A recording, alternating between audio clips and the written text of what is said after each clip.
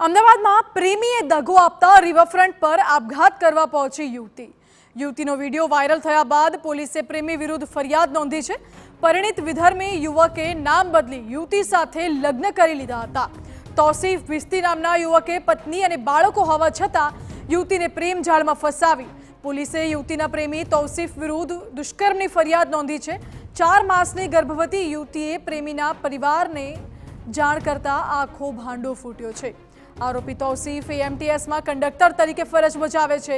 Riverfront પોલીસે પ્રેમી વિરુદ્ધ ગુનો નોંધી તપાસ શરૂ કરી છે.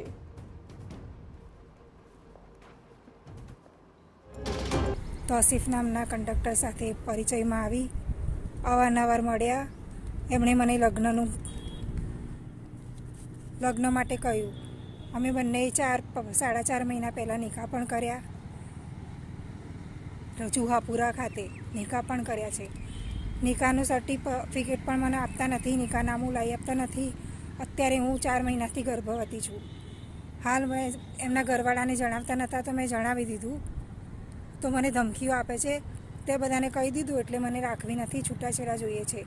તને તલાક આપી દઈશ, તું તારા છોકરાને જે પેટમાં છે એને મારી નાખ, જે કરવું હોય કર, તું બી મરી જા.